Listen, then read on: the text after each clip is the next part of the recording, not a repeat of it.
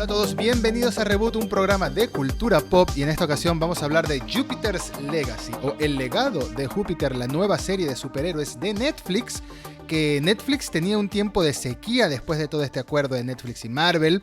Se quedó sin productos de superhéroes, entre comillas, tiene The Umbrella Academy y otros, pero por supuesto vamos a hablar de esta nueva serie y tenemos acá a nuestro queridísimo Nacho de Sainz, que ya hacía falta en esta casa, pero eres bienvenido como siempre. Hola Nacho, ¿cómo estás? Estoy muy contento. Tenía muchas ganas de ver esta serie. Soy fanático de... No te diría fanático, pero sí me gusta mucho el trabajo de Mark Millar, en particular cuando deconstruye superhéroes, cuando hace sus Watchmen alternativos. Me gustó Bien. muchísimo. Me gustó The Ultimates en el momento que salió. Fue algo que realmente cambió un poquito la forma de contar. Sí. Me gustó mucho en la época en la que hizo Authority, cuando Warren Ellis se fue y él entró con Quietly, y que empezaron a parodiar a los héroes de Marvel, que fue un gran momento. Y creo que Civil War y Old Man Logan tienen sus cositas. Claro. Pero, honestamente, de todas las series que publicó independientemente, Jupiter's Legacy es la que más me gusta. Y por eso te rogué estar en este capítulo. No solamente a vos, sino que también le pedí a Jessica, también amiga del podcast, Jessica Vladi, editora Claro. de La Cosa, le pedí que me asigne la nota de Jupiter's Legacy de la revista, que ya debería estar, cuando salga este programa, ya debería estar para comprar digitalmente. Por favor, adquiéranla y páguenme el sueldo. Fantástico. La Cosa Cine es una grandiosa revista de cine de Argentina, cine y series. De hecho, la más grande se podría considerar, y por eso siempre tengo el placer acá cuando está Jessica Vladi, que por ahora solo ha estado una sola vez, pero tengo planes de traerla de nuevo para hablar, y esto ya lo sabe ella, ya la estoy comprometiendo además, para hablar de Guillermo del Toro, de las películas de Guillermo del Toro, que me llega directo al cocoro a mí. Pero de Jupiter's Legacy planificamos Nachi y yo hablar en 2 episodios. Este de hoy solo vamos a hablar del primer episodio. Es como un primer vistazo a la serie, un primer vistazo a lo que plantea esta serie, que dura 8 episodios de esta primera temporada en Netflix, que ya está estrenada, ya está disponible. Y el segundo episodio llegará días más tarde para hablar por completo de toda la temporada, full spoilers, etc. Jupiter's Legacy, como decía, es la primera serie, entre comillas, de superhéroes un poquito más tradicionales, superhéroes con traje, vamos a decirlo así, porque Umbrella Academy no es que usan traje, después de que se acabara el acuerdo de Netflix y Marvel, ese que nos trajo a Daredevil, a Jessica Jones, a Luke Cage y esa otra serie horrible que no vamos a mencionar, y la otra serie del crossover que tampoco vamos a mencionar. Escrita por Mark Millar. Mark Millar también está como productor ejecutivo, y curiosamente Jupiter's Legacy es producida, el showrunner es Steven S. DeKnight, que es el mismo creador de la serie de televisión de Daredevil. No es exactamente el creador de la serie de Daredevil. El showrunner. Fue el showrunner Sí. cuando se fue Drew Goddard, que Claro. era el creador original. Claro, Que a partir de la temporada 2, ¿no? A partir del segundo o tercer capítulo, se fue casi de inmediato Drew Goddard. Drew Goddard fue el que hizo todo el concepto de la serie, escribió los guiones de los primeros 2 capítulos, y ahí la tomó Steven DeKnight, que lo teníamos de otras series por ahí un poquito más trash, como Spartacus. Como Spartacus, que a mí me gustó. A mí Spartacus no me gustó mucho, pero Spartacus Blood and Sand me pareció excelente. Blood and Sand es buenísima, pero Spartacus era un placer culposo para mí. Mira, Era un placer culposo. Pero una ironía interesante es que el Steven DeKnight hizo los primeros capítulos de esta serie, de esta Jupiter's Legacy, y también fue reemplazado. Duró ¿En serio? muy poquito. Duró muy poquito. Se fue a los meses de empezar a trabajar, luego de dirigir, creo que el primero y segundo capítulo nada más, y lo reemplaza Sang-Kyu Kim, que es uno de los co-guionistas, que es un veterano de The Walking Dead también. Y creo que cuando analicemos este capítulo vamos a encontrar cuáles son las cuestiones de The Knight. Porque, por supuesto, The Knight, entre Spartacus, entre Daredevil y esta Jupiter's Legacy, hizo la segunda Pacific Rim. Eso fue quizás su intento de subir a las grandes ligas directoriales. Una película que no fue particularmente bien recibida. Yo no sé si a vos te gusta, Edu, vos que sos muy del Toro. Para nada. Uprising la detesto. No me gusta para nada. A mí no me gustó nada tampoco. Y mira que me encanta Boyega como actor. Me encanta Boyega como actor, lo reconozco. Pero esta película era... Creo que lo que más me gusta de Pacific Rim Uprising es el momento en el que se ve la estatua de un Gundam en el pseudo Tokio ese, que tenía el monte Fuji ridículamente cerca, que no sé qué ciudad era esa, pero eso no era Tokio. Pero eso es lo que más me gusta. De resto, olvidable. Por eso me llamó la atención que The Knight, después de haber llegado a ese punto con Daredevil, que había sido una serie muy bien recibida, las últimas temporadas creo que tampoco es showrunner él, creo que ya estaba en el proyecto de Pacific Rim, que vuelva a la televisión, vuelva a Netflix, y a un proyecto de perfil alto para Netflix. Digamos que el perfil de esta serie está más cerca de las series de Marvel o las series de, ¿cómo se llama esto? De series como The Witcher que Mm. otras series de... Diría que es una serie de presupuesto medio, quizás, Sí. de Netflix. No es una serie tipo The Crown de 100, 120 millones de dólares, pero se nota que son capítulos de 7, 8 millones de dólares. Son Sí, sí. capítulos caros, hay un par de actores, un par de caras conocidas, Mm. y la verdad sí es un proyecto importante porque Netflix no es que adaptó, no es que eligió adaptar con Mark Millar una serie, sino que compró la editorial de Mark Millar, compró el sello Millar World Sí. y puso en producción 8 productos distintos de Mark Millar. Sí. Uno de ellos que ya fue cancelado antes de empezar a grabarse, que es una serie sobre que se llama The New Order, de Order, que no, The Order es otra serie que hizo Netflix hace unos años, esta es otra cosa. Esta es una serie de magos, urbanos, que empezó muy bien, por lo menos el cómic empezó muy bien, y bueno, la adaptación se canceló mágicamente. Sí hay un par más en juego, y sí hay otros proyectos, obviamente con los que sigue trabajando con Fox y otros estudios que se habían vendido anteriormente, como la tercera Kingsman, la precuela. Claro, claro. Y bueno, lo que quiero decir, comenzando antes de hablar específicamente de Jupiter's Legacy o el legado de Júpiter, es que tanto en el mundo de los superhéroes, en el mundo de los cómics, como en el mundo de Star Wars, que también lo hemos hablado en el podcast anteriormente, hay muchísimo contenido en camino. Y me encanta al mismo tiempo que este mismo auge de lo que es DC y Marvel, lo que son WandaVision, Falcon and the Winter Soldier, el futuro de Miss Marvel, de She-Hulk, etc., sin contar las series de Marvel Studios que hizo cuando era todavía Marvel Studios Televisión, o sea, cuando no era todavía Disney Plus, cuando todavía no estábamos consolidados como el MCU en la tele. Y, claro, series como Runaways, Cloak and Dagger, exacto, o la The misma Gifted. Age of S.H.I.E.L.D., etc. Claro.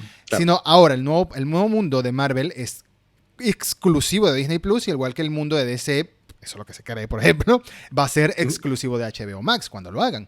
Pero entonces Claro, es como que vemos que Netflix y Amazon están buscando, tenemos que subirnos al mundo de los cómics también, tenemos que seguir, y eso nos ha dado muy buenos productos. Nos dio The Boys, nos dio Invincible, nos dio The Umbrella Academy, y ahora nos está dando Jupiter's Legacy. Entonces, por más que sea, el hecho de que estén tocando las puertas de Image, de Variant, de Dark Horse, de todas estas editoriales independientes, me emociona porque hay mucho contenido muy bueno y que no lleva el sello de Marvel o DC ahí, que tiene todo el potencial de ser explotado en una serie de televisión. Sí, yo veo que los productos son sólidos, veo que, bueno, The Voice por supuesto es excelente, Invincible no es mucho lo mío, vos sabés que yo tengo una cierta resistencia a ver series animadas, y el cómic honestamente no me gusta mucho. Voice Sí. me gusta mucho el cómic, y la serie me gusta un poquito menos que el cómic, pero me gusta mucho como adaptación. Me parece que hasta ahora han apuntado a historias, a series que pueden contar una sola historia y no tanto a universos, que Sí. es lo que vemos. Hay algunas alternativas, hay muy pocos universos desarrollados en profundidad que queden dando vueltas en el mundo de los cómics. Valiant es uno de ellos, pero Valiant tiene los derechos Sony, que el año pasado tuvo un lamentable intento de iniciar ese universo con Bloodshot, que fue una película con actores y pasaron cosas enfrente de la cámara. Bueno, las que no pasaron en un croma. Un spin-off de Rápido y Furioso. Estaba Vin Un Diesel por ahí spin-off, haciendo cosas. sí. Un spin-off serio de Rápido y Furioso, así que era admirable, lamentablemente. Yo tenía muchas ganas de que Bloodshot fuera buena. Esperemos a ver qué pasa. Esperemos a ver si Sony, con este nuevo arreglo con Netflix para sus productos cinematográficos, dice: ¿sabes qué? La forma de desarrollar el universo Valiant es en la tele. Hace unos años tuvo una resurrección increíble. Yo espero ver esas adaptaciones de series como Faith o una serie que no me acuerdo el nombre ahora, de un superhéroe soviético que es increíble. ¿Te verdad, imaginas que haga una serie de Saga? ¿Te imaginas que haga una serie de Saga? Supuestamente, Brian Vaughan está trabajando en varias adaptaciones en este momento. Está trabajando con Netflix para Gundam, está trabajando para FX con Why the Last Man, y está haciendo para Amazon Paper Girls, que acaban de anunciar el elenco. Son 4 actrices completamente nuevas, pero es impresionante. Es como si el cómic hubiera cobrado vida. La verdad que le tengo mucha fe a los productos de Vaughan, y creo que si logra aumentar su perfil con Gundam, con Why the Last Man y con Paper Girls, pronto vamos a ver Saga, que Saga, sí, él nunca ha querido generar spin-offs de Saga, pero Saga fue la serie que básicamente movió el mercado del cómic independiente después de que Walking Dead bajara su nivel de producción. Claro. Y obviamente ahora terminó The Walking Dead, Saga está en pausa, pero es un universo que da mucha ganas de verlo, que es un poco, que tiene muchos puntos en contacto con lo que está haciendo Mark Millar en su Millar World, ¿no? Está buscando historias que que traigan, intenten traer nuevas ideas al mundo de los cómics. Aún siendo una serie de superhéroes como Jupiter's Legacy, es una serie que no deja de lado, que usa a los superhéroes para hablar del mundo y de la división cultural, que Sí. por lo menos es lo que me ha gustado de esta adaptación. Me encantaría preguntarte, Edu, porque no lo hablamos y creo que no lo dijimos nunca, no lo dijimos en ningún momento, pero creo que nuestro código fue no preguntarnos qué nos había parecido hasta poder preguntárnoslos en vivo. Sí. Así que te quiero preguntar, Edu, ¿qué te pareció Jupiter's Legacy? Tengo sentimientos mixtos. Tengo sentimientos mixtos. Siento que en el primer episodio, recordemos que ni siquiera hemos visto más episodios hasta el momento de grabar esto. Hemos visto un solo episodio. Reglas, sí. Nos pusimos esa regla de ver un solo episodio antes de continuar con la serie, que son 8 episodios en total, para poder dar un vistazo más objetivo hasta este punto y no tener que autolimitarnos, ¿no? Claro. Hemos visto un solo episodio y te puedo decir que en este primer episodio siento que hay mucho potencial, siento que hay una historia muy linda de fondo, siento que hay un reparto increíble. Josh Duhamel, está Leslie Bibb y está Ben Daniels, un Ben Daniels que ha aparecido ya en un montón de producciones de Netflix. Lo tenemos en House of Cards, lo tenemos en The Crown y ahora lo tenemos en Jupiter's Legacy. Un actor fantástico, Ben Daniels. Tenemos un reparto increíble, además de los chicos que también saben, ¿no? Los hijos de esta generación. Tenemos una historia muy bonita, tenemos una historia diferente entre saltos generacionales de superhéroes, lo que... Toman este cliché. Yo creo que Miller tomó este cliché de el hijo que quiere que el padre lo reconozca y el padre cree que el hijo no es suficiente, ¿no? Tenemos así este cliché generacional, pero visto desde un punto de vista de cómics y desde un padre muy idealista, incluso estúpidamente idealista, al menos en este primer episodio, ¿no? Sin adentrarnos más.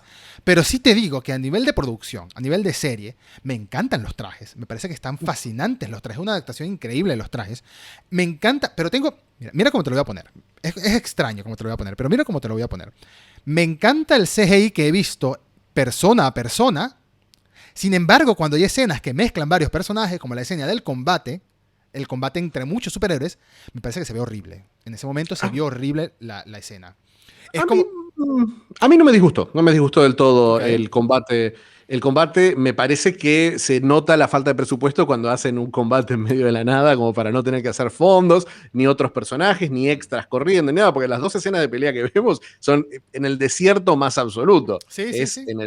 En el CGI, en el chroma key más probable. Yo hubo un par de momentos en los que el CGI se nota mucho, porque bueno, obviamente no es una producción de presupuesto Marvel o DC, pero hubo momentos, por ejemplo, cuando al final está esta superheroína peleando contra Blackstar, que la vemos teletransportarse múltiples veces, mientras le está pegando, ciertos movimientos de cámara, ciertas jugadas visuales, me parecieron que estuvieron muy logradas. En particular, la sensación de que estos héroes, una cosa que a mí siempre me molesta, y me molesta en Marvel y en DC también, la sensación de que estos héroes están físicamente presentes en el mundo, que tienen un peso, que tienen un volumen, que sus poderes impactan en lo que los rodea, que un golpe, por ejemplo, hay un momento en el que el personaje de Brandon, Paragon, pisa en el suelo y crea una especie de onda expansiva de tierra, o sea, que crea como un terremoto, que realmente se siente que está pasando ese terremoto. No es un rayo, el típico rayo de los ojos y rayo de las manos de Marvel y DC, que ya estamos por ahí un poquito hartos de ver esos héroes que flotan en el espacio sin ningún contacto aparente. Acá sí sentí que a veces por ahí se estiraba un poquito más de lo que podía lograr los efectos especiales, pero sí me parecieron logrados. Lo que me sorprendió, porque también fan de los trajes están increíbles. No son trajes fáciles, porque no son... El otro día hablábamos del traje de Miss Marvel, que el traje de Miss Marvel es muy lindo porque el que se filtró en las fotos parece el traje que hubiera hecho el personaje a mano, que es parte de la mitología del personaje, que es una cosplayer, es una fan que se vuelve superhéroe. Acá, los trajes que estamos acostumbrados a ver en Marvel son una mezcla de trajes realistas. Son trajes tipo paracaidistas, tipo motociclista, tipo SWAT. Comando, exacto, tipo SWAT. Son variantes de esos, jugando un poco por ir con los colores, con los escotes, con ciertos detalles visuales, pero sí se siente, por ejemplo, el traje de Capitana Marvel se siente como un traje de vuelo, y la vemos con un traje de vuelo. No hay mucha diferencia entre una cosa y la otra, más allá de la tela que se usa. Pero acá, y mientras que los trajes de DC parecen pintados sobre los personajes de materiales surrealistas, es que me parece que está bueno, me parece que es parte de la estética de DC, me parece que avanzaron desde que lo intentaron hacer en Green Lantern y funcionó tan mal. Pero acá son trajes de superhéroes, son trajes de cómic, y son coloridos, y son poco prácticos, y son parte de la idea de los héroes, de la Union, que son el grupo de superhéroes, la Liga de la Justicia de esta historia, parte de la idea de representar un ícono, de inspirar a la gente. Entonces, tienen que ser coloridos, tienen que ser poco prácticos, tienen que ser llamativos. Realmente vemos muy en detalle el traje de Utopian, el superhéroe que interpreta Josh Duhamel, y vemos la cantidad de textura y de la riqueza visual que tienen estos trajes. Realmente me parece que es algo en lo que se juega mucho más por la estética cómic que lo que he visto en la enorme mayoría de las adaptaciones, aparte de Mystery Men, que Mystery Men tenía muy, muy lindos trajes. Si alguien recuerda esa comedia de Ben Stiller de hace 20 y pico de años. Por favor, el personaje de Ben Stiller cuyo superpoder era molestarse mucho. Mr. Furious. Y el señor que cavaba, que era muy bueno calando, era fantástico. El señor que era invisible solo cuando nadie lo estuviera mirando. Era increíble. Pero ¿sabes qué me hizo sentir? Estoy muy de acuerdo contigo. ¿Sabes qué me hizo sentir los trajes en este primer episodio de Jupiter's Legacy? Nostalgia. Nostalgia. Me hizo sentir como que estaba viendo una película vieja de superhéroes. Un Batman de Tim Burton sin ser tan darks. Un Superman de Christopher Reeve. Colores, vivos, super cómic. Vi un cómic de verdad en pantalla y no algo que opta más por lo realista. Que yo entiendo la ventaja de optar más por el realismo en una película de superhéroes. Tanto el realismo crudo de DC, Snyder, etcétera, como el realismo más iluso, por decirlo de alguna manera, optimista de Marvel, que sigue siendo realista, pero al fin y al cabo siempre hay un final feliz, ¿no? Por eso digo que es optimista. En cambio aquí lo veo muy icónico, ¿no? Por más que no conozca el personaje tanto como conocemos un Superman, como conocemos un Spider-Man, por ejemplo, lo veo como un símbolo de verdad comiquero, como de verdad trasladaron la intención del cómic de mostrarte un personaje tan emblemático como sería Utopian en los cómics o en Superman en los cómics, que es la intención de Utopian, que es el superhéroe perfecto, ideal, con ese código inmutable que lo sigue al pie de la letra, que es parte de la trama que nos presenta en este primer episodio. Eso lo noté trasladado a la pantalla y me gustó mucho. Por eso te digo que me parece que el CGI persona a persona funciona bien, pero esa última escena no me convenció en lo absoluto. Pero ¿sabes qué? Los primeros minutos del episodio, cuando vemos a Paragon, al hijo de Utopian, luchar contra esta mujer que estaba robando un camión blindado. Sí, un camión blindado y después se van a pelear al edificio, sí. Exacto. Cuando ella activa el traje antes de que vuelva Paragon, cuando se le envuelve la cara con el casco. Se vio perfecto. Se vio de verdad como si fuera real. Sí. A mí me sorprendió mucho el contraste entre la calidad de los efectos visuales, como vos decís, persona a persona, obviamente destacan mucho más que cuando están peleando en grupo, que empieza a tener ese efecto cutscene de Play 2 que tanto hemos visto en estos videojuegos. En estas series que parecen videojuegos, y la calidad de los trajes también me llamó la atención, pero me sorprendió la pésima calidad, tanto que le pego al micrófono, me sorprendió la pésima calidad del maquillaje. El maquillaje me pareció increíblemente malo. La barba falsa, la peluca, las pelucas de todos son atroces, pero la barba falsa de Josh Duhamel como Utopian, la barba casi transparente que tiene, la peluca de la esposa, imposible de creer, o detalles como la cara del villano con el que pelean en este primer episodio, que parece un Muppet. Es realmente fea. Y cosas en el maquillaje normal me llamaron la atención de lo malas que eran. Los personajes en los años 20 parece que tuvieran todos talco en la cara. El pelo de Chloe, de la hija problemática de Utopia. El corte de pelo parece, no se entiende qué se supone que tiene que transmitir este personaje. Sí. Es como que el estilo en sí del maquillaje y los peinados es pobre comparado con los millones que debe haber costado el resto de la serie. Por eso me parece tan raro. Pero por eso en el aspecto técnico hay una cantidad de altibajos que son, creo que comprensibles, y otros que son más incomprensibles, ¿no? Porque la peluca me recuerda a Arrow. Exacto. Bueno, en los peores momentos sí me recordaba los peores momentos de CW, no solamente en lo que es lo técnico, sino también en lo actoral y en los guiones. No sé, si quieres podemos empezar a hablar un poquito de la historia y de cómo lo viste. No sé si leíste el cómic primero. No, la verdad que no, la verdad que no leí el cómic. Lo confieso, no he leído el cómic. Sé que es un cómic bastante cortito, por lo cual tenía las expectativas bastante altas, o mejor dicho, la intriga bastante alta en cuanto a este proyecto. De hecho, desde que se anunció la serie, me propuse a no leer el cómic. Dije como que, bueno, ya que no he leído el cómic a estas alturas, voy a esperar, veo la primera temporada y después me leo el cómic y hago la comparativa en mi cabeza. Pero aproveché para no leerlo. Lo que pasa es que sí te puedo decir que confío, o mejor dicho, tengo muy en estima a Mark Millar por esos dos grandes productos que todos sabemos que hicieron en Marvel, que es Civil War. Mm. Es el arquitecto del Civil War como tal, no de los eventos que sucedían alrededor de Civil War, sino del Civil War como tal, y de Old Man Logan, que bueno, todos sabemos que Old Man Logan, todos los que siguen los cómics, mejor dicho, saben que Old Man Logan inspiró aquella grandiosa película de Wolverine, entre muchas otras cosas. Tenía la curiosidad de ver cómo trataba este señor el cambio generacional de superhéroes, ¿no? Este salto, porque de eso va la historia, ya que aprovechamos de hablar un poco de la historia, ¿de qué trata Jupiter's Legacy? Jupiter's Legacy trata de un par de, sí, por ahora dos generaciones de unos superhéroes que fueron creados de una manera que todavía el primer episodio de la serie no nos ha revelado cómo fueron creados estos superhéroes. Sin embargo, sí nos revelan que tienen al menos 90 años activos como superhéroes, no de haber nacido, sino Claro, activos. por eso creo que va más allá de lo generacional. Sí, sí, sí. Creo que es un choque entre una mentalidad del siglo XX y una mentalidad del siglo XXI. Y, y sobre todo porque Eso. hay un diálogo entre los dos hermanos, ¿no? Que son Utopian y el personaje Ben Daniels, que se llama Wavebrain, si no me equivoco. Brainwave. Brainwave, luego tiene el nombre.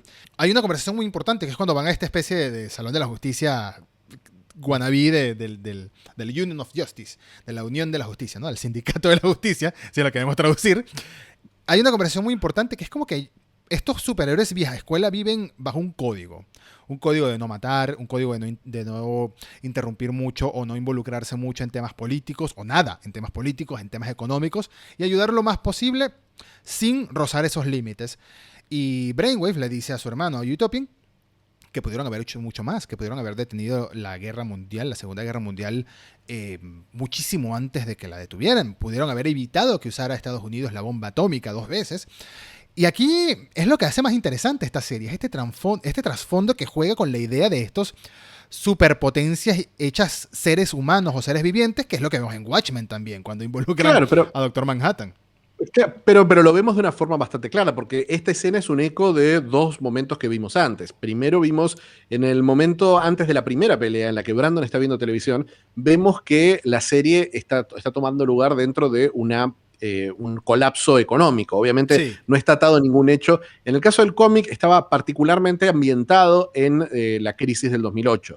Esa era la excusa en el cómic para decir, bueno, El cómic es de 2013, para el empezar. cómic es de 2013 y la historia está ambientada en el 2008, un poquito después de esta crisis. La idea del cómic es que esta crisis es un eco de la crisis que altera para siempre la vida de los hermanos, Sí. que es la depresión, la Gran Depresión de Estados Unidos de 1929, donde la vemos en un flashback que a mí me llamó la atención el flashback, me gustó cómo estaba realizado, me impresiona.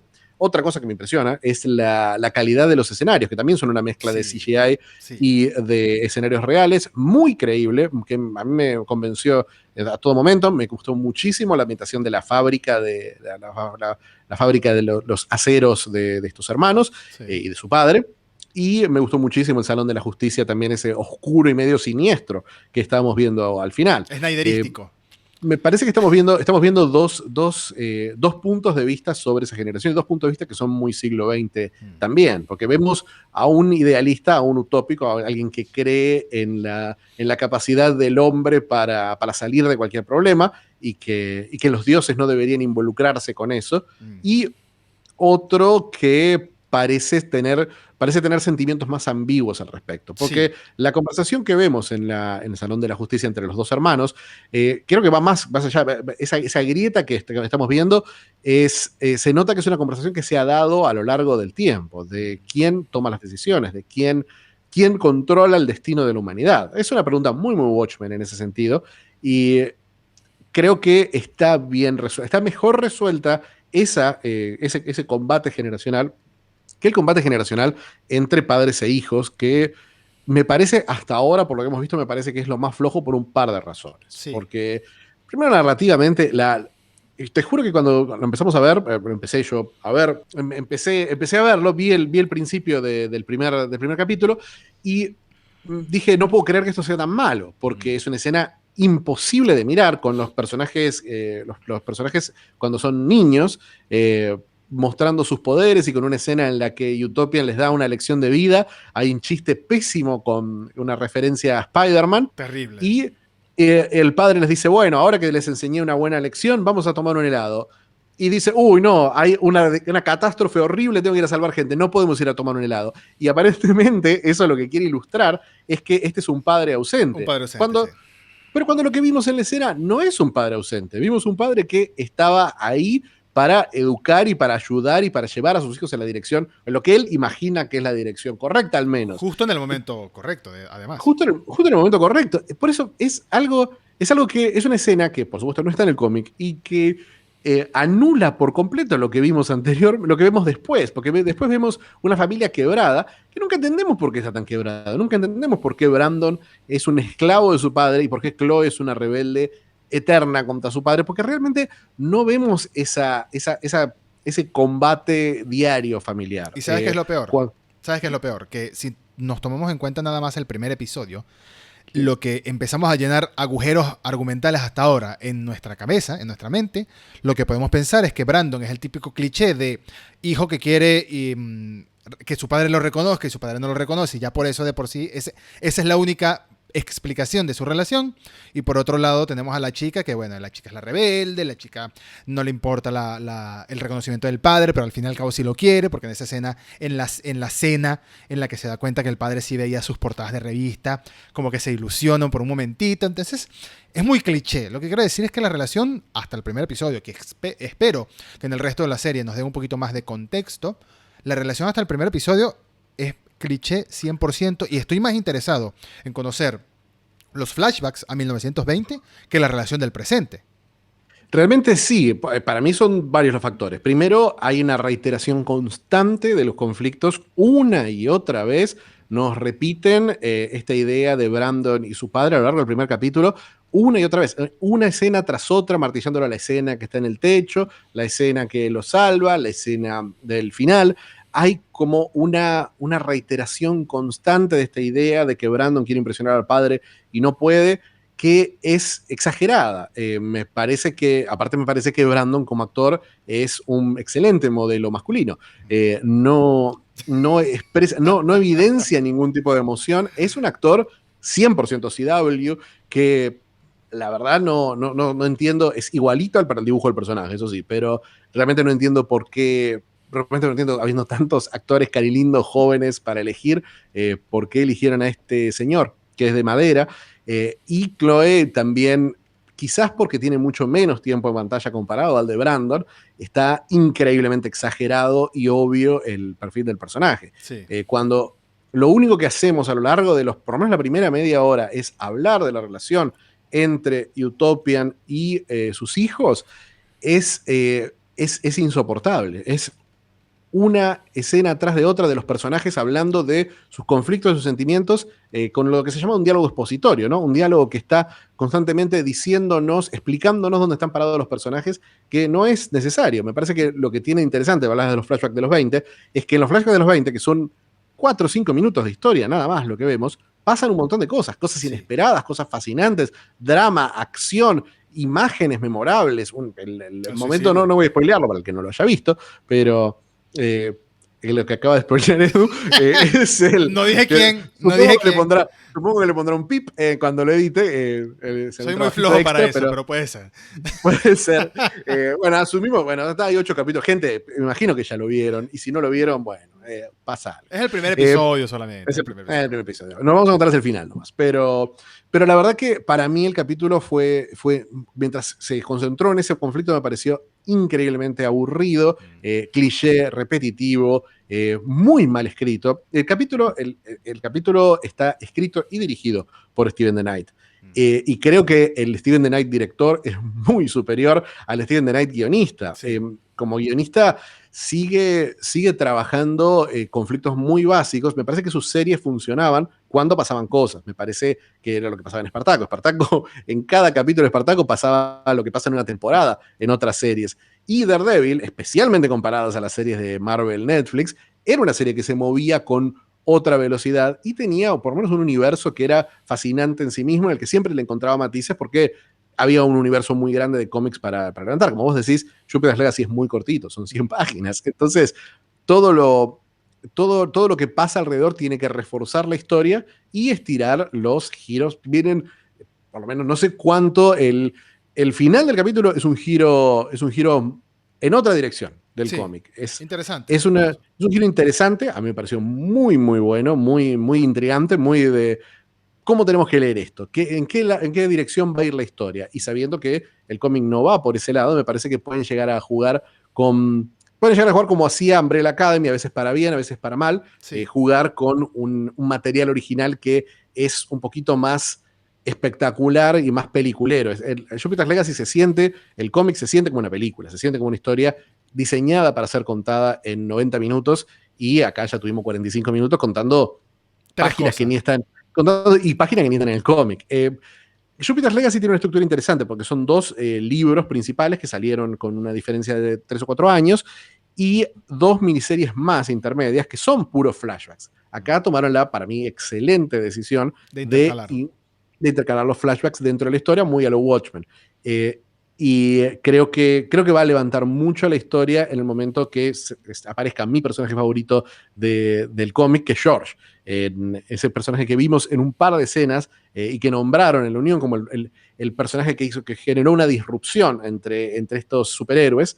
Ese personaje es muy importante y creo que ese choque generacional, esa cosa de esta mentalidad del siglo XX, cómo se adapta al siglo XXI, me parece que ese es el aspecto más fuerte y más interesante hasta ahora, porque desde el momento que tienen esa conversación, aparte, Ben Daniels es un actor shakespeariano de primera, está fantástico Ben Daniels en sus dos épocas, y George Duhamel también. A mí me gusta mucho ese actor. Yo le tengo mucho cariño por una serie que amaba, una serie completamente ignorada, injustamente ignorada, pero una serie excelente de hace unos 10, 15 años que se llamaba Las Vegas, que ya sé cuál es. era una serie sobre lo que pasa dentro de un casino. Muy ligera, sí. Muy USA, muy, muy divertida. Y ese fue el salto a la fama de Duhamel, que increíblemente, estaba leyendo sobre la serie, investigando un poquito. Yo decía, ¿por qué eligieron actores tan jóvenes para hacer de estos personajes que tenemos que ver en 2 edades distintas? Porque realmente no sé, excepto Ben Daniels, que Ben Daniels, bueno, tiene ese look que por ahí lo ayuda a parecer un señor mayor y maduro. Duhamel y Leslie Bibb no parecen de personajes de 50 Sobre años. todo Leslie. No Sobre parece. todo Leslie. ¿Sabes qué edad tiene en la vida real? 30 y tantitos. Leslie tiene 46 y Duhamel tiene 48. No puede ser. Tienen Se edad ven Hollywood. muy joven. Es que esa es la cuestión, tienen edad Hollywood. Entonces Duhamel se ve más creíble son un tipo de 25 que como un tipo de 50, aunque tiene 38 años. Sí. Es una de las paradojas hollywoodenses, ¿no? Antes de hacer un comentario más serio, te puedo decir algo. Por favor. Se supone que Josh Duhamel, el personaje de Utopian, y el personaje de Brainwave, que son Sheldon y Walt, ¿no? Son los nombres no identidad superheroica. Se supone que son hermanos. ¿Por qué Ben Daniels no se quitó el acento inglés para esta serie? No lo entiendo. No tengo la menor idea. Y lo más gracioso... sacaba de quicio. Claro, yo digo, bueno, por ahí estuvo como superhéroe esos 90 años, estuvo estacionado en Londres. Pero en los 20. Cuando lo vemos en los 20, tiene todavía más acento inglés que en el presente. Lo que pasa es que yo a este actor lo respeto mucho desde que lo vi en House of Cards. Me pareció que era un actorazo de una vez. De esos autores que no conoces.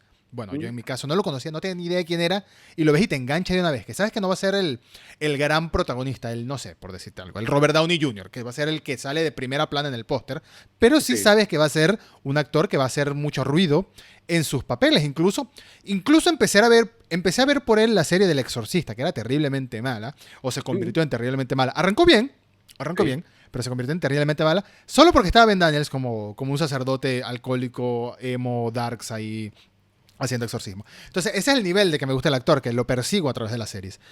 Y cuando escucho el acento hablando en los 20, yo... Bueno, primero que el maquillaje de él me parece que está muy bien. Cuando apareció en el techo, hay una escena, sin hacer spoilers, hay una escena que es la primera vez que lo vemos al personaje de Ben Daniels, que es Brainwave, en la que está hablando con su sobrino ya maquillado de mayor de edad, por así decirlo, ¿no? De grandecito, de 50, 60 años, no sé qué es la edad que se supone que le ponen cuando está ya canoso, totalmente pelo blanco. No lo reconocí, no sabía que era él. De repente, cuando viajamos a los 20, ya me di cuenta que es él, pero me choca la idea de que use acento inglés en lugar de un acento Yo creo más que americano. es un intento de hacer un acento como se hablaba en Estados Unidos, en New York en los años 20, que era muy distinto a como se habla ahora. Mm. Entonces, quizás por ese lado va el intento. Por lo menos, por suerte, no hay muchas más escenas. Ah, no, sí, hay muchas más escenas. En los años 20, ahora que lo pienso. Lo que te Ahora puedo que lo decir, pienso, sí. dejando el tema del acento de lado, porque es que me perturbó mucho.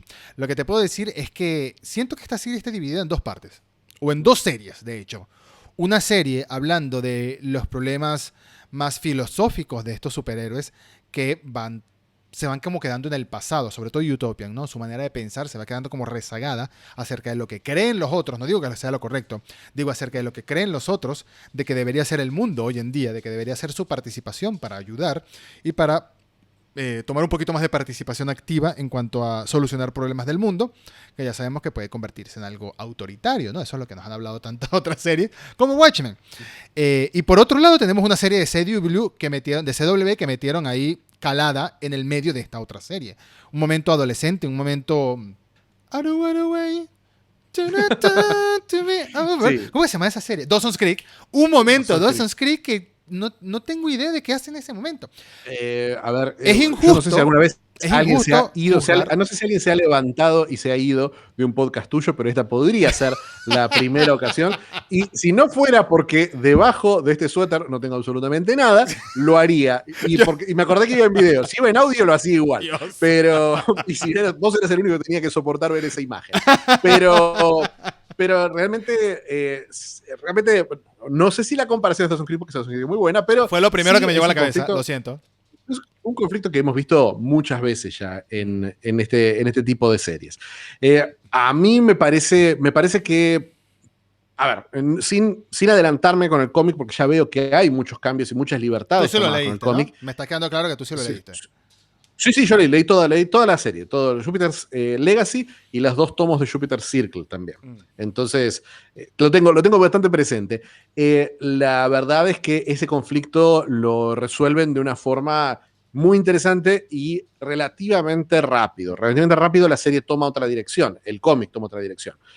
No sé hasta qué punto lo querrán explotar en la serie. Hasta ahora es lejos lo más flojo que tiene y realmente a los 20 minutos de serie no quería ver la escena de la cena en la casa, me dio vergüenza ajena.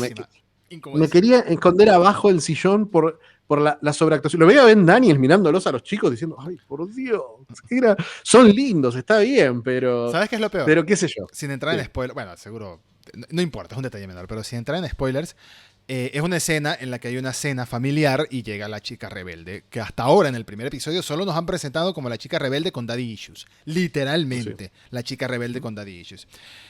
Lo primero que pienso cuando ella se va de la cena es que se llevó el vino. Y después viene el personaje de Ben Daniels, se llevó el vino. Yo digo, está bien, ¿eh? Se molesta. Muy orgulloso de su vino. Hace el show ahí y llega y se lleva el vino que trajo Caro el tío. Y yo también hubiese estado... Se veía bueno ese vino. Bueno, en fin. El hecho indignado. Es que es como 2 series en una. Eso es lo que me parece tan extraño, que es como 2 series en una. Es una serie de adolescentes con daddy issues y es una serie de superhéroes filosóficos al mismo tiempo. Y no entiendo qué camino va a tomar. Esa es mi gran pregunta en el momento de hoy. ¿Cuál es el camino que va a tomar esta serie y en qué aspecto se va a centrar? ¿O cómo va a fusionar los dos aspectos? ¿Cómo va a traer este problema de adolescentes a el the big picture, ¿no? La gran imagen, el gran problema que hay? Mira, la genialidad de la serie original de Miller era un poquito, bueno, no sé si era una genialidad, era bastante obvia y bastante por ahí trazo grueso, como le suele gustar a Miller hacer las cosas. Hola. Para los que están escuchando en un podcast, Edu acaba de subir a su perro a chatear conmigo. Me estaba pidiendo que él también quería participar. A sumar una tercera voz al podcast, un ladrido Mark Millar.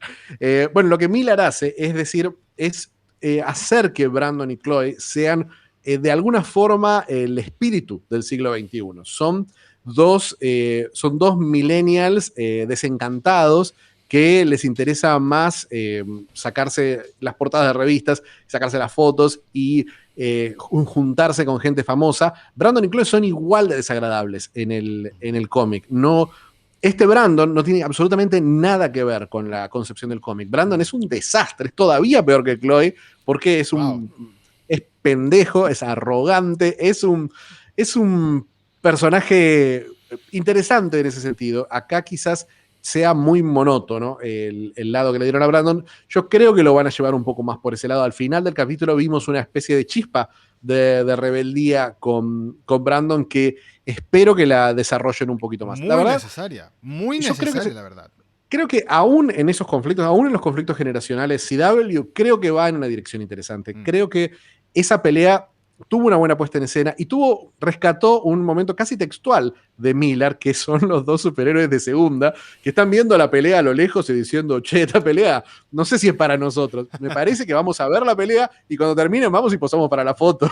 Pero eso es un diálogo muy Miller y me parece que si toma un poquito ese sarcasmo típico del guionista escocés, me parece que por ahí estamos muy mal acostumbrados a ver cosas parecidas en The Voice, pero acá me parece que estamos en un tono intermedio que es lindo, porque estamos como a mitad de camino entre algo completamente deconstructivo y satírico como es The Voice y algo más serio como es el universo Marvel. Hay un punto intermedio en el que me parece que tenemos algo llamativo. Me parece que yo tengo muchas ganas de seguir viéndola. La verdad que tuve que frenarme, por eso te mandé un mensaje hoy a la mañana diciendo, che, que vamos a ver el 1 nomás, ¿no? Sí, porque la idea era solo ver el 1. Tenía muchas ganas de domingo a la mañana, tenía muchas ganas de quedarme en la cama viendo 3 o 4 capítulos más como mínimo. Así que lo voy a hacer ahora. Voy a pasar a hacerlo básicamente en este momento y prepararme para la grabación del próximo. Sí, si podemos concluir este episodio con algo es, en mi caso, no sé en tu caso, Nacho, las conclusiones finales acerca de este primer episodio es que me dejó con ganas de más, me dejó con curiosidad. Sin embargo, tengo como mis dudas en cuanto a cuán ambiciosa quiere ser esta serie en escenografía, por así decirlo. Y creo que tomando en cuenta el presupuesto que puede tener una serie como esta, aunque en The Voice resulta bien este tipo de escenografías, en este caso, que quieren meterte tantos personajes al mismo tiempo, que quieren hacerte algo más rimbombástico, algo más wow, más espectacular, más fuegos artificiales, etcétera, en medio de los combates, como vimos en ese último combate del primer episodio. Creo que mientras más se alejen de eso y se vayan más a desarrollar la trama, dejando las peleas como secundario, puede beneficiarle mucho a este tipo de producción, lamentablemente, porque no es lo mismo dibujarte una página con todo el trabajo que conlleva a llevártelo a que se sienta bien, a que se sienta real y satisfactorio.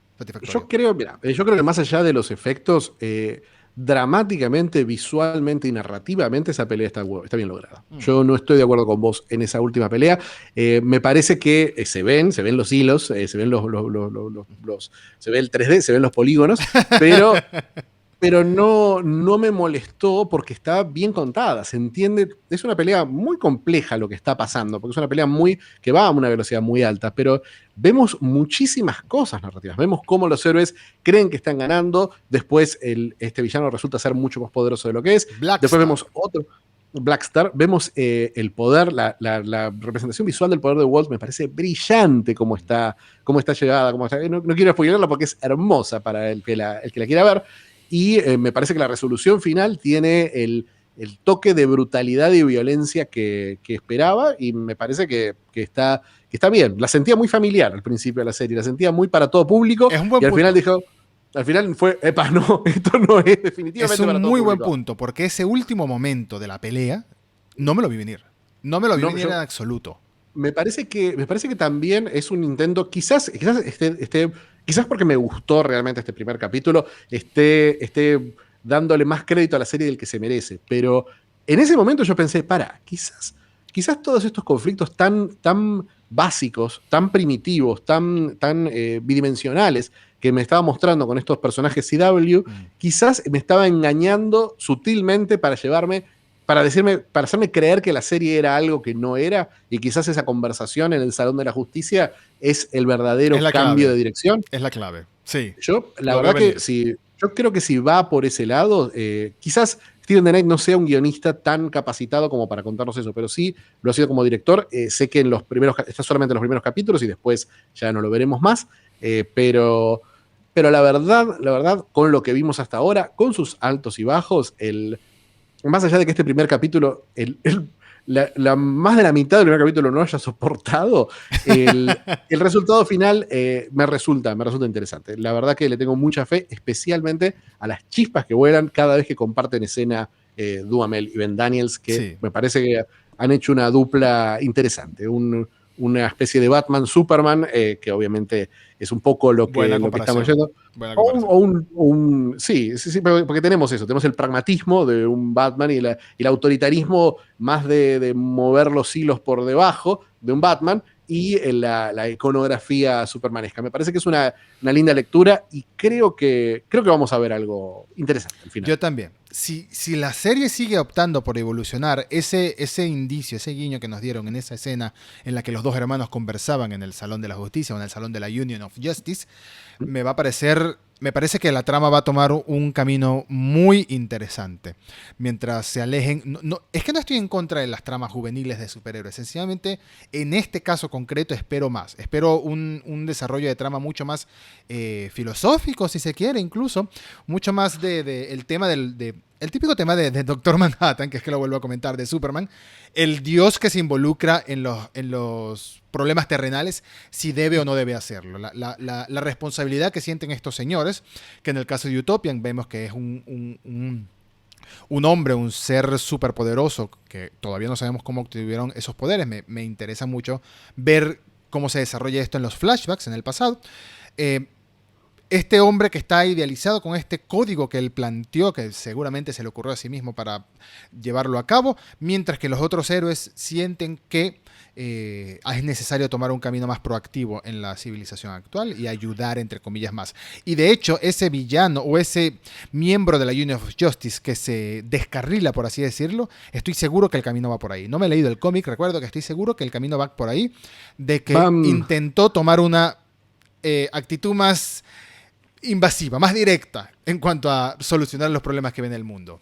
Ahí, mira, lo que te voy a adelantar, que me parece que ese debate tiene que estar porque es el corazón del cómic, es que entre este autoritarismo y esta visión utópica y patriótica y esta visión pragmática y más política, hay una tercera vía y es lo que representa George, que es lo más interesante, y lo que representa y lo que va desarrollando la serie quizás casi de forma sorpresiva. Me parece que el conflicto generacional sufre mucho al estar en contraste con Invincible, que tiene un conflicto generacional muy parecido, y especialmente Umbrella Academy, que está en la misma Netflix, donde vemos que es una serie que habla justamente de las cicatrices de la infancia y son mucho más profundas y psicológicamente, aún dentro de una serie que a mí mucho no me convence, ese aspecto de la serie es genial, es algo que por lo menos se explora con la profundidad y la seriedad, aún dentro de la serie cómica, con la profundidad que se merece. Entonces, sí creo que nos están engañando vilmente para llevarnos en una dirección que no nos esperamos, como lo hace el final del capítulo, que es como un ¿what? ¿Qué? ¿Qué acabo de ver? Y me parece que en esa nota lo podemos dejar totalmente. Podemos dejar. Porque creo que hasta ahora el balance es imposible decir si esto va a estar bueno o va a estar malo, pero razones para seguir viendo hay. Razones para seguir viendo hay. Creo que la balanza por ahora se inclina hacia lo positivo y se inclina sobre todo hacia lo curioso, ¿no? Tengo curiosidad de ver cómo continúa esta serie. Decidimos hacer este primer episodio solamente sobre el primer episodio de la serie de nuevo, para ver un primer vistazo, y ya hablaremos dentro de muy poco tiempo al respecto de toda la primera temporada. Así que desde el momento que salga publicado este primer episodio del podcast, tienen algunos días para ponerse al día y ver la primera temporada completa, porque la vamos a adentrar al 100% en esta serie y vamos a analizarla por completo. De hecho, le voy a hacer una pregunta a Fichi, pero que no voy a dejar que la responda en este episodio porque quiero que la respondamos los dos en el próximo episodio. Y es, si tuviera superpoderes como estos señores, y si yo también tuviera superpoderes como estos señores, ¿tomaríamos una actitud más invasiva y más directa acerca de los problemas de la humanidad, con el riesgo que incluye que involucra el autoritarismo, la posibilidad del autoritarismo y de todo estos temas que nos tratan tanto en Watchmen como en esta serie y en tantos otros cómics de superhéroes, o sería una actitud más pasiva y más, bueno, ayudo lo suficiente pero sin involucrarme mucho en los problemas de los humanos. Lo responderemos en el próximo episodio. Con la moraleja. Lo dejo así en el cliffhanger totalmente cuando ya analicemos los 8 episodios de la primera temporada de Jupiter's Legacy, con las ganas de, bueno, de saber si Netflix va a anunciar una segunda o si sencillamente la adaptación del cómic es esta temporada y ya no lo sabemos todo ahora. Muchas gracias, Fichi. Muchas gracias por participar, primero que nada, y hasta el próximo episodio. Muchas gracias, Edu, y no puedo esperar. La verdad no puedo esperar. Muchas gracias a todos por escuchar y bueno, recuerden ese like, ese bill like, esa bill suscripción en YouTube, esa bill suscripción en Spotify que ayuda mucho y a sus comentarios en redes sociales. Hasta la próxima.